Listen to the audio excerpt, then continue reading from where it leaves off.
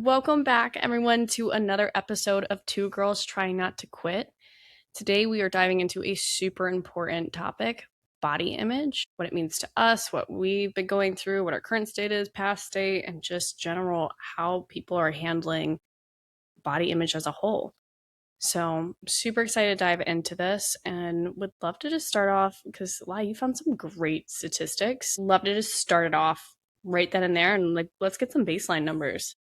Yeah, let's look at the numbers. And then this come from the internet. These are real numbers and real sources that I'm gonna mention here. It's not made up. And I wish I had my glasses on because it's like my professor time. But let's start. The second one actually terrified me when I read it, and it's crazy. But the first stat that I found is that up to 91% of women report feeling dissatisfied with their bodies. That's 91%. 91. It was so sad because when I read that, I was like, oh, yeah, that makes sense. And then I went on to the second one. I was like, oh, wow. But even just thinking that and being like, oh, that's perfectly fine that over 90% of women are dissatisfied with their bodies. And I was like, yeah, that's fine. It's Fine. crazy. 90, that's no, it is crazy. It is almost 100%. It's 9% away from every single woman in the planet feeling dissatisfied with their bodies. And it's not something that you can switch on and off. You have your body 100% of the time. So imagine going to the gym or going to work out, going on a date, being with your husband, with your boyfriend, with your children, or looking at yourself in the mirror, or just being with yourself and literally feeling uncomfortable in your own skin, which is sadly the reality for 91% of women. That is horrible. And what is more horrible is the second stat is that 40 to 60% of elementary school girls, elementary, from the ages 6 to 12 are concerned about their weight. Yeah, it's just so sad. Like that age range to be that young, to be six and to be worried about your weight. Exactly. You You should be should outside not playing be around, like concerned. doing dress up, not. Exactly. You should be Oh, eating whatever you want at that age when you can. You don't need to worry about sugar or cholesterol or anything like that. You should be happy and playing with your friends, enjoying life, man, at 6 years old. And no, there are 6-year-old girls who are worrying about how they look. And unfortunately, that goes hand in hand with the 91% of women who feel dissatisfied with their bodies that instill that into the young ones. Because I don't want to say, I'm not gonna say specific names, but I know people for a fact and like friends of mine that had their families, their mothers, their grandmas bashing their bodies since they were very young. And I witnessed this when I was growing up. And that was horrible. Like to turn around to go to a friend's house and have their family literally saying bad stuff about their bodies at such a young age. How is that person gonna feel when they grow up? They're gonna want to change something because since they were little, your parents and the people close to you were telling you there was something wrong. yeah, it's Did you ever experience this with anybody around you? 100%. I mean, experienced it a little bit myself as well. Um, Who do because I I need to have, punch? Who do I need to punch? because my to just be completely real is my mom doesn't have the best body image, and I've grown up with that as really little, just seeing you know what should be like my closest role model not being happy with the way she looks, and it's so sad because you I want her to be happy, but that what you say to yourself, other people hear, and that's extremely important. And then they start looking at themselves and be like, do I look like that? Do I have, um and then when I was in high school and figuring out like how to dress and what I wanted to do, I vividly remember, and my mom probably doesn't even remember. Yeah. I remember going to school and my mom said like I looked like a hooker, and I'm in high school. But Why? then What were you wearing, Audrey? nothing terrible either, I swear. I don't remember it being anything bad. Like those types of things, those comments make you like look at yourself and be like, oh wait, how am I dressing? What am I doing? I even had Yeah. a boyfriend that was very controlling of what I wore and what I looked like. Mm, And that took yeah. into my adulthood to quiet that and be like, no, I'm confident I can wear whatever I want to wear. and be happy. So when you mention the like people around you, Mhm. it can really seed long term if you don't look at yourself in the mirror literally and say, "Hey, Exactly. No, and relates to that, like I also wanted to say, because when parents do that, like they start bashing your body or stuff like that, which happens a lot. They're also putting their own insecurities onto their children, which is it shouldn't happen. Like if if you're a mom, if you're a woman, if you're whatever, a man too, if you have an issue, you're insecure about something, please go to therapy, work it out, and don't put that on to the next generation because it's just gonna keep going and going and going, and at some point it needs to stop. So if you're that person, please go to therapy, please heal yourself, be confident, so that you don't do the same thing that you are going through to your children. yeah, Seriously, it's so important. Okay, now we have some more fun statistics over here. I love me some statistics. story time." I know. So, we have some studies that show that the more time young women spend on social media, the more likely they are to experience body dissatisfaction. Even Crazy. 10 I wonder minutes. why. Yes, and I know we've talked about this in other podcasts, and it says that even 10 minutes of browsing appearance focused content can significantly lower body confidence. Just 10 minutes. And people nowadays, screen time is average to 6 hours. Yeah, I was about to say, let's do a quick test right now. Lie. What is your screen time? Lord, where's my phone? I think it's across the room. No, See, it's right here. It's right here. I'm sitting at nice 5 hours daily on my phone. I don't even know how. 5 hours. My time is so time blocked. I'm like, where do I even find 5 hours to sit on my phone? Yeah, it's crazy. Okay, screen time. Let's see. Wow, daily average 5 hours. That's crazy. So that just 10 Let's look minutes can at do wait, that? let's look at Instagram. Yep, I have a full hour today alone on Instagram. Today was 46 minutes, but let me see the average. Daily average an hour and 49 minutes. That's on average. That's 2 hours. Yeah, And it only takes 10 minutes for it to increasingly lower your body image. that's crazy. So where are you at in body image, knowing that you spend that much time on Instagram? Well, it's interesting because we've talked about this before. Like, I grew up very differently. I grew up with no social media. And of course, I think the younger you are and the younger you are exposed to these things, the more it's going to impact you. For example, I didn't have social media or internet at all until I was 16. So I was very protected from that.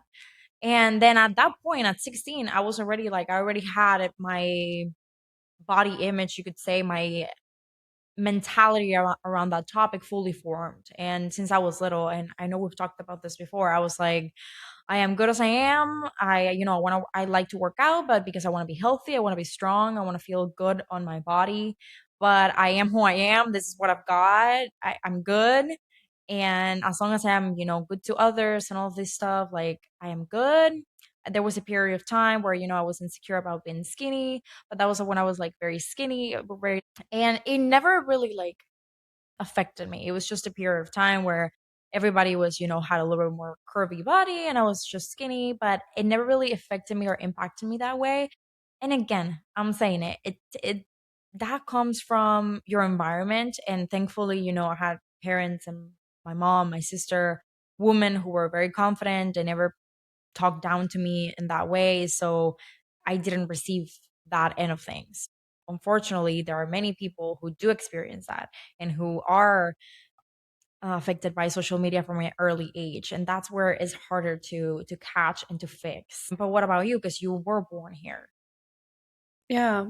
I don't think I was subjected necessarily to social media until high school. I don't Okay. know. And so I, at least at a young age, but I did grow up in an environment where appearances were really important. So it still Yeah, was getting, pageant queens and all pageant and everything, right? yeah, it was getting distilled in different ways. So yeah, I mean, I truly don't think I had issues with body image until I was older. What Like it was about only, Yeah, what about those like competitions like and pageant queens? How what's it called? Pageants? Beauty Yeah, pageants. yeah, clearly Beauty in the name. pageants. I know. So what on the beauty pageant industry, which you were for a long time, even like last year, I remember you competed. How is it then, and how did that entering that world affected you, or if at all? Because obviously, when you're entering a beauty pageant,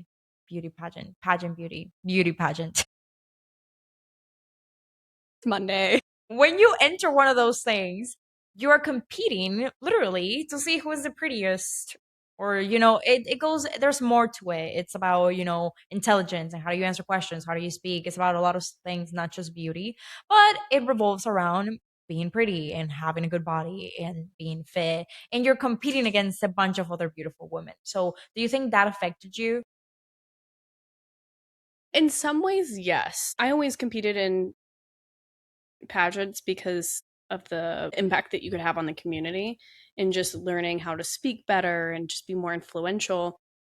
So that was my stance going into beauty pageants. Is it's like, yes, it seems like such a superficial thing, but all the work that you do up into it is what builds the character and challenges you.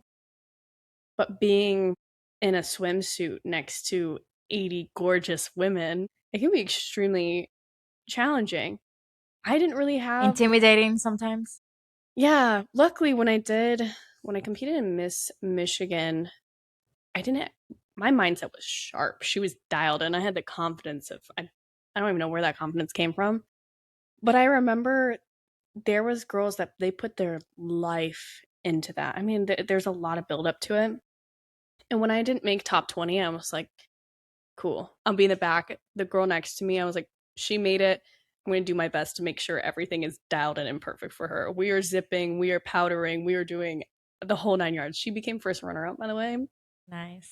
Amazing queen. Women supporting women. That's all I'm gonna say. But there was women backstage that were crying. They were like cussing people out. They up and packed all their stuff and left. And I was like, wow, this is intense. But they were just affected so much by the Mhm. rejection. Yeah, you know what? We were talking about identity last week. Is because those girls made that their identity. And when they didn't get it, they were like, shoot, who am I now? Who am I if I'm not this person, a pageant queen, or this title? Who am I if I'm not that? So that's why people take it so seriously. That's why it's important not to put your identity or your confidence or anything like that in something by yourself. Exactly. And I think later as I was competing, that's when I've been struggling more with like, this the subconscious mindset of not being as nice. I don't know where that switched over. I've just been more aware of it now. When I was Miss Michigan and there was like 50 other women, we were competing at the national level. I just felt so intimidated. It's like a week long. Everyone's just this absolute perfection. You gotta have like 10 pounds of makeup on your face. Oh No my one God. looks real. Ugh, I hate that. And it was just it was difficult to just keep a sharp mindset, especially as like your bones of your feet hurt because you've been standing in heels for a week straight. But it does give a certain aspect of body image. Like some women starved themselves. I'm so And glad you said that, Audrey, because that is going to take us right into the next statistic. This one, it says over 50% of teenage girls and nearly 30% of teenage boys report using unhealthy weight control behaviors, such as skipping meals, fasting, throwing up, and not eating at all. And it's crazy. 50% of teenage girls, 30% of teenage boys. yeah, it is sad. And to be honest, I have fallen into that category.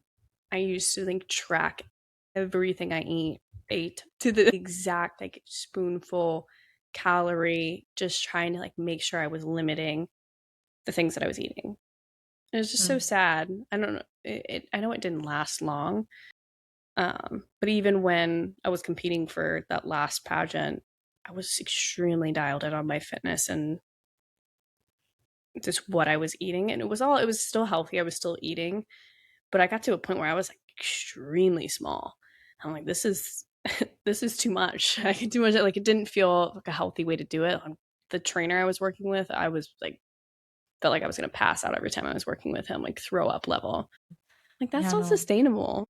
No, that's not good. And that turns into something more and more serious because it starts as a physical thing. Oh, I'm going to do this one behavior, for a little bit of time so that I can get whatever goal you have. Could be gain weight, could be lose weight, but there's very unhealthy ways to get there.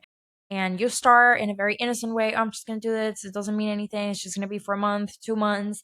But then it starts trickling down. And that's when serious issues come from, like, what are those diseases called? Anorexic, like anorexia, Bulimia. bulimia, all those things. And I mean, you see these girls.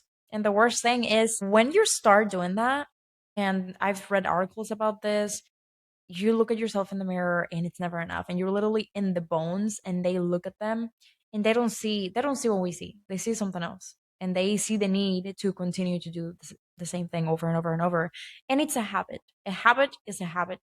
Once a habit is built, it's very difficult to undo. And you can build healthy habits such as reading, listening to podcasts, working out, and you can build unhealthy habits, which are even more hard to break because they're usually tied um to dopamine hits and all this stuff, and fake oxytocin and all that stuff, which is very, very hard to break. Yeah, because you can be consistent with the wrong things. Like, consistency is good, but if it's Mhm. not in something that's healthy and sustainable, it can be harming your body, especially long term. Like, if I would have stayed wanting to be whatever I wanted to be, like, I don't even know where I wanted to go with that. But Mhm. like, looking back now, I'm like, oh, that was silly. Why did I do that? But at the time, it was like, I just felt gross in my body. And it was like, I'm going to do whatever I can to look the way I wanted to. Mhm. Yeah. Piece of that's like just simply body dysmorphia, especially Yes. that you're talking about with social media. It's like, you think you can have that shrunken waist. Little do you know, some woman probably spent an hour adjusting it or using AI to look like Yeah, that. And it's and like, it's no, you totally don't. fake. Exactly. That is the worst part about social media, is that this woman that girls are comparing themselves to, 90% of them are not real. And the other, let's say 50% were made in an OR, which again, not good. And then the girls see this and okay, but something very interesting also to go to is that the ideal body type has changed over the decades and over the years. And it's crazy because then every generation is just fighting to have a certain body type, and then the next year it changes, and now the trend is not being super curvy and super wavy. No, the trend is being super skinny now.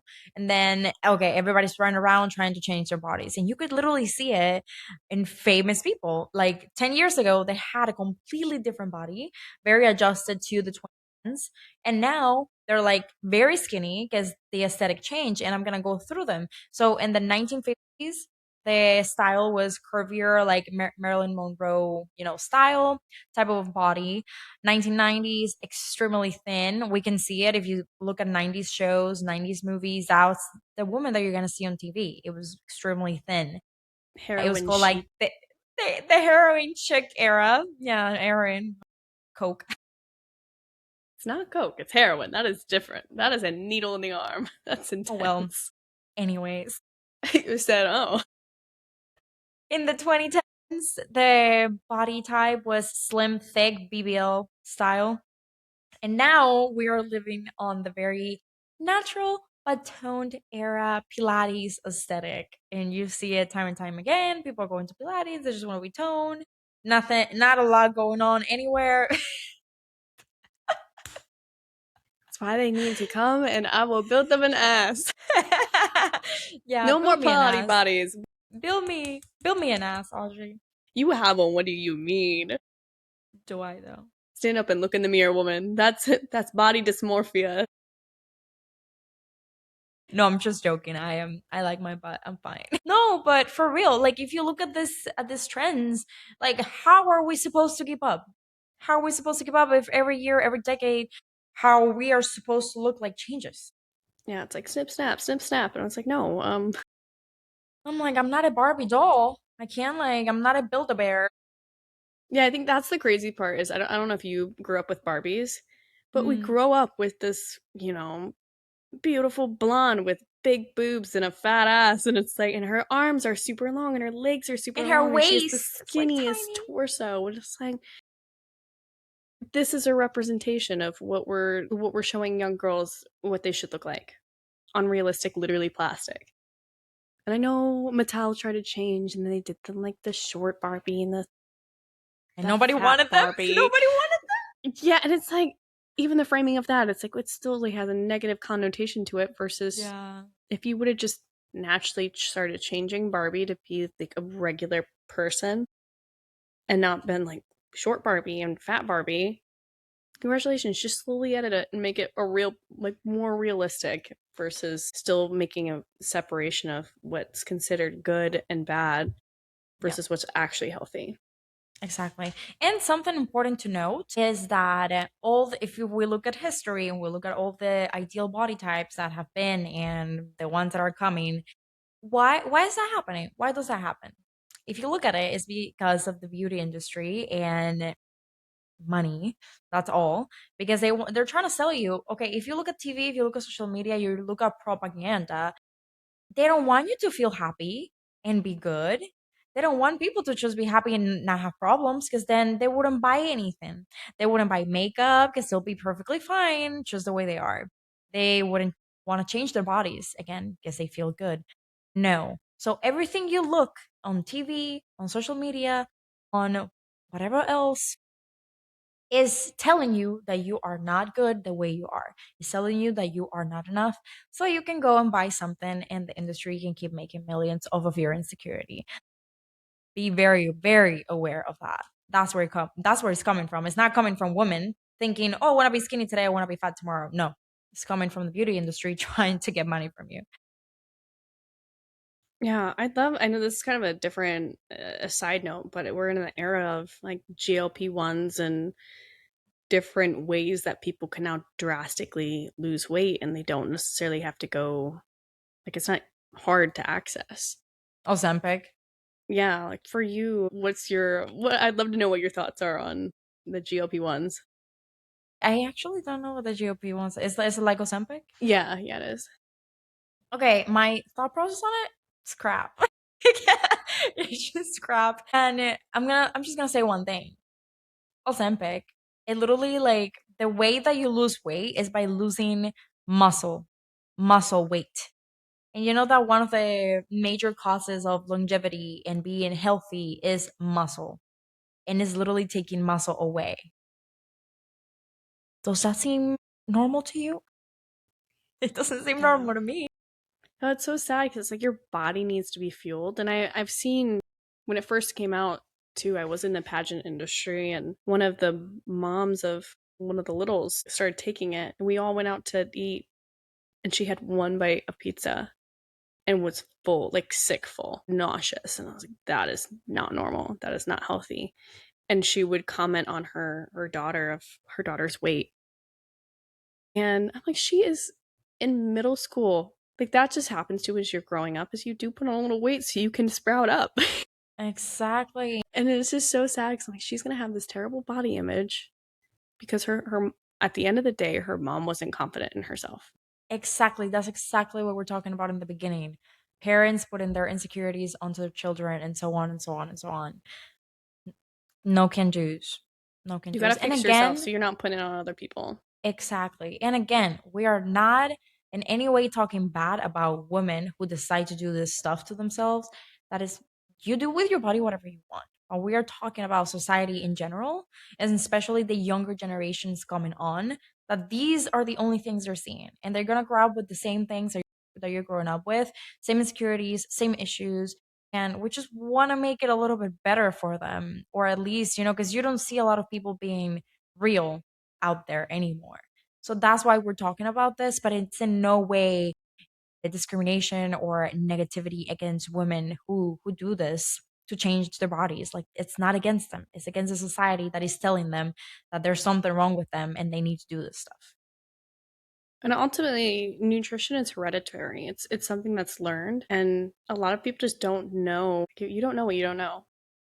And so being able to know how to fuel your body and feel full and fire up your metabolism, and that's the important piece, and that's what we should be teaching at a younger age of, hey, this is the good things to be eating. This is what we should be feeling. Cafeteria is not giving a Bosco stick or whatever those things are. It I don't even starts know. so early. Very, very early. Okay, Audrey, now I wanna ask you something because I know this is up your alley. You're actually building, something really cool for girls who want need help in their fitness journey and all of this. So I want to know your opinion on working out for strength versus working out to fit into a certain stereotype.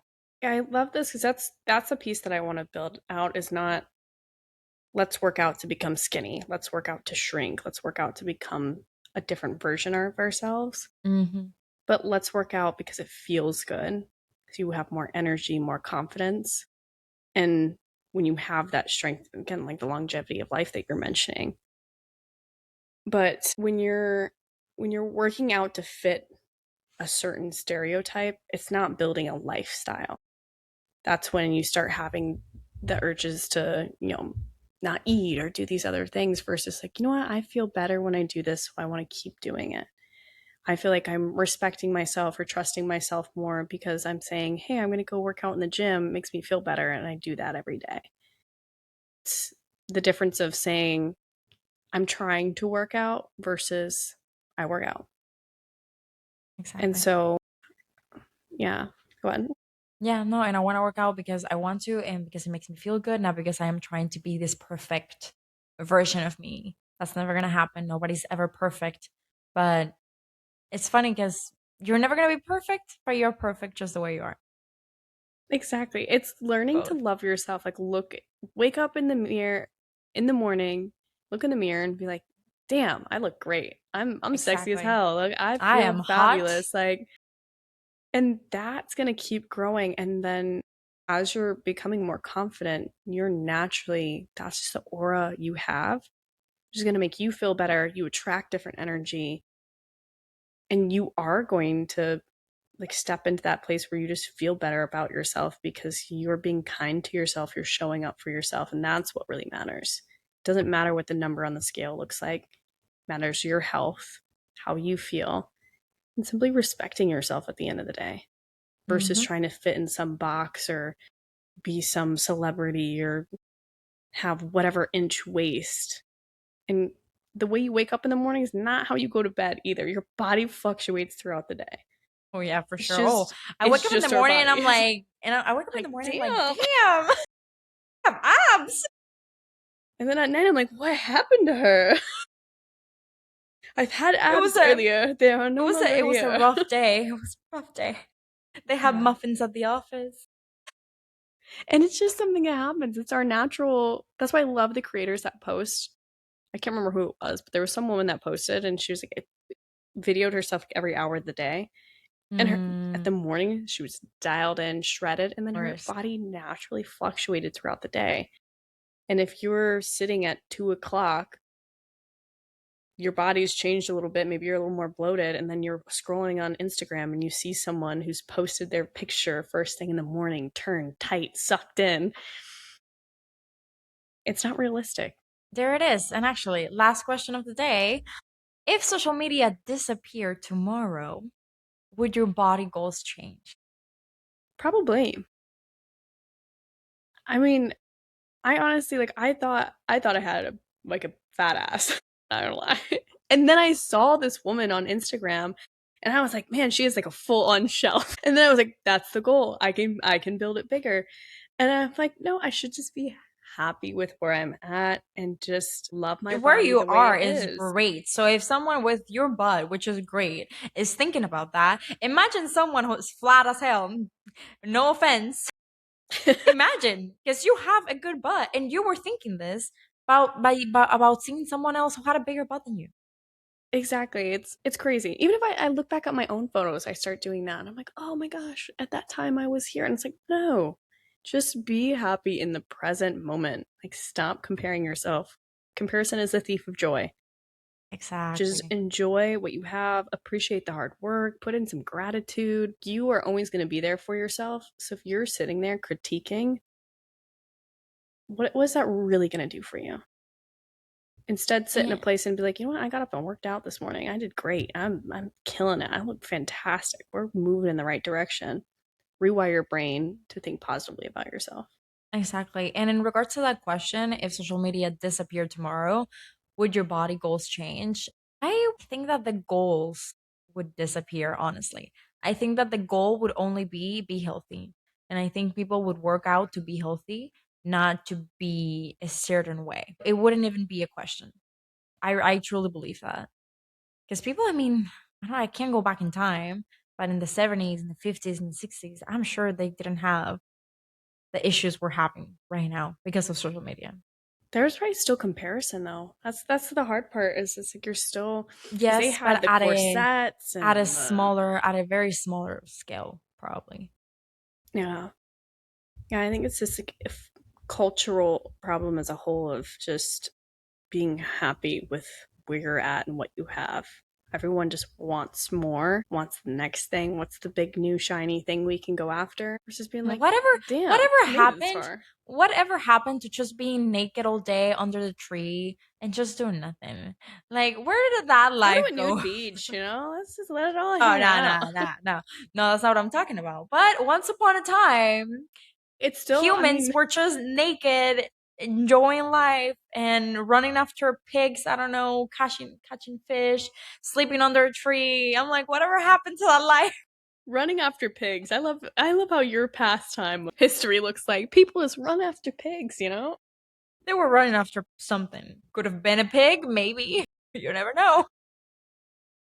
Well, I, Or I think it's come to that time of our weekly question line. How does this week look like you? How are you showing up and not quitting? very good question. You know what? We always go super deep when we answer these. This It's week, like here's 5 minutes. yeah, no. This week, I don't feel like it needs to be that deep. Sometimes, some seasons in life are, I don't want to say easier, but yes, are more easier than others. I feel like this week is just a matter of staying consistent with what I've been doing. Last week, I had a really productive week, so I'm just looking to continue on that week this week. And that's just staying consistent. What about you? Yeah, I think I resonate with that. I was like, I've been doing good, feeling good. It's like the progress, the things we've been talking about, we're putting into action, and I'm finally starting to see the results. So it's been a rough period, but we hit the bottom, and now we're going up. It's only up. It's like a little fish. Exactly. I've been having some big deep breaths, and I'm happy. I'm in a really good spots. It just shows like you keep the consistency, you keep pushing, even when it's really hard. There's a light at the end of the tunnel. There is a So light. any of the girls struggling out there, anyone struggling out there, just keep pushing through. Everyone has a hard time, and if you're struggling with your body or your mindset, get you a friend like Lai and start a podcast because it helps. It really does.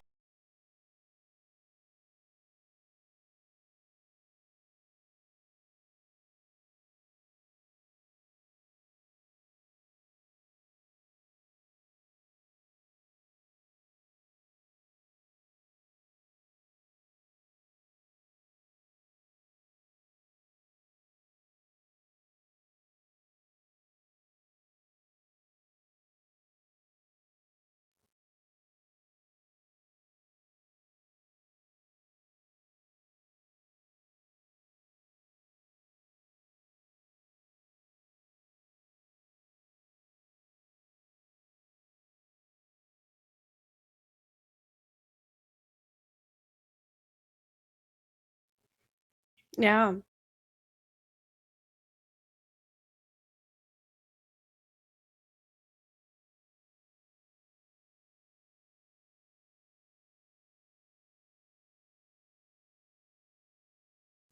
let's keep on pushing on.